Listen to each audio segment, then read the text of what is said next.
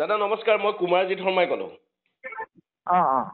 আজি যে গুৱাহাটী প্ৰেছ ক্লাবত দাদা আলফাৰ সংবাদমেল সম্বোধন কৰাৰ কথাটো আছিলে। হয়, সংবাদমেল সম্বোধন কৰাৰ কথা নাছিলে। কিন্তু বাতৰিবিলাকত তেনেকৈ ওলাইছিল বিভিন্ন ঠাইত।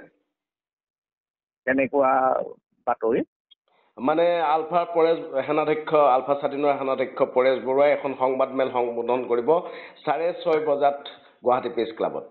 6:30 বজাত তেওঁ ফোন কৰিব বুলি কৈছে যে, আৰু সেইটো কোনো সংবাদমেল নাছে যে। তেওঁ কৈছে যে এইটো অপহৰণ কাণ্ড এটা হৈছে যে, সেই কাণ্ডটো সম্পৰ্কত মিছ ইণ্টাৰপ্ৰিটেশ্যন হৈছে বুলি কৈছে যে, আৰু কৈছে যে কোন মানে যদি 2-4জন সাংবাদিক বন্ধু থাকে তেতিয়াহ'লে তেওঁলোকৰ এয়া হ'ব, মানে তেওঁলোকৰ লগতো কথা পাতিব ইণ্ডিমিটেড। গতিকে সেইটো সংবাদমেলৰ কথা নহয়, আৰু সংবাদমেল পাতাটো প্ৰশ্ন নুঠেই।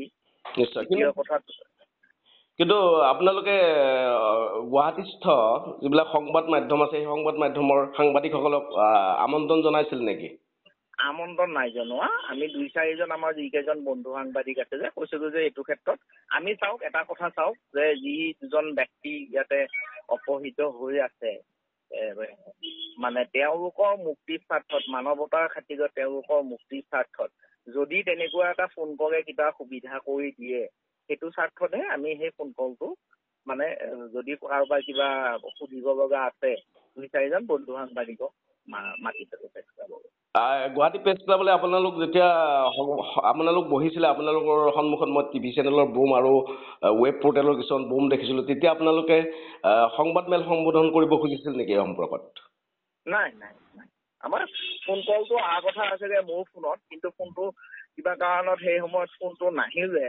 কিন্তু তাৰপিছত বেলেগ এজন সাংবাদিকৰ ওচৰত ফোনটো আহিলে। ফোনটো গুৱাহাটী প্ৰেছ ক্লাবৰ সাধাৰণ সম্পাদক সঞ্জয় গগৈয়ে ৰিচিভ কৰি উঠি তেওঁ এই ফোনটো ছাবষ্টেঞ্চখিনি পিছত সাংবাদিকৰ আগত কৈ দিছে। আপোনালোকৰ উদ্দেশ্য এনে আজি আছিলে যে কুইপৰ 2 বিষয়াক মানে মুক্তি দিব লাগে, তেনেকুৱা এটা আহ্বান জনাবলৈ, নহয় জানো? আমাৰ একদম উদ্দেশ্যটো একদম সম্পূৰ্ণ মানৱীয়তাৰ খাতিৰত আৰু শান্তিৰ স্বাৰ্থত, যে এই দুটা পৰিয়ালৰ যাতে উজাগৰি নিশাটো নোহোৱা হয়। মানে যদি এটা ফোন কৰে, যদি উজাগৰি নিশাটো এই দুটা পৰিয়ালৰ যি অৱস্থা হৈছে, যি ভয়াৱহ পৰিস্থিতি নামি আহিছে, সেইটো যদি অৱসান ঘটে, সেইটোহে আমাৰ উদ্দেশ্য আছে। নিশ্চয়। তাত আৰক্ষী আহিছিলে নেকি আপোনালোকে সংবাদমেলৰ সেই সময়ত? আৰক্ষী বিষয়া আহিছিলে, কনিষ্ঠ আৰক্ষী বিষয়া। ইয়াত কিবা প্ৰেছ কনফাৰেন্স হৈছে নেকি? আমি কৈছো যে ইয়াত কোনো প্ৰেছ কনফাৰেন্স হোৱা। কিন্তু সংবাদ মাধ্যমত বাতৰি ওলাইছিল যে আপোনাৰ মোবাইল ফোনটো তেওঁলোকে চিজ কৰিছিলে। কিমান দূৰ সত্য এই কথা? মোৰতো মোবাইল ফোনটো মোৰ আগত বহিয়ে আছে, যে কেমেৰাৰ আগতে আছে। এই বাতৰিত যি বাতৰি সম্প্ৰচাৰ হৈছে সেইটো মিছা আছিল, তাৰমানে আপোনাৰ কোনো মোবাইল জব্দ কৰা হোৱা নাছিল বা আপোনাৰ মোবাইল ফোন বন্ধও নাছিলে? নাই। কিন্তু একাংশ সংবাদ মাধ্যমত সম্প্ৰচাৰ হৈ আছিল, সেই সময়ত লাইভ টেলিকাষ্ট হৈ আছিল যে আপোনাৰ ফোনটো চিজ কৰা হৈছিলে আৰু আপোনাৰ ফোনটো সেই সময়ত বন্ধ কৰি দিয়া হৈছিলে, কল ডাইভাৰ্ট কৰি দিয়া। নাই।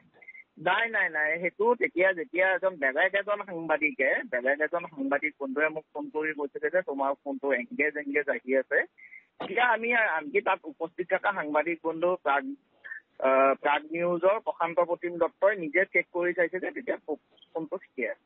তাৰমানে আজি আৰক্ষীয়ে আপোনাৰ কোনো বাধা দিয়া নাই আপোনাৰ এই কথাখিনিত, নহয় জানো? নাই, তেনেকুৱাতো একো নাই।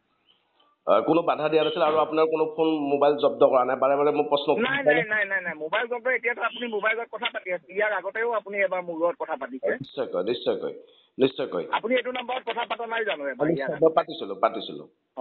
তেতিয়াতো আপোনাৰ ঠিক আপুনি পৰেশ বৰুৱাৰ ফোনটো শেষ হোৱাৰ পিছতেই মোৰ ফোনটো হঠাৎ বাজিব আৰম্ভ হৈছে, আৰু আপুনি প্ৰথম ফোন পাব। থেংক ইউ, ধন্যবাদ, বহুত ধন্যবাদ মনোজ দা।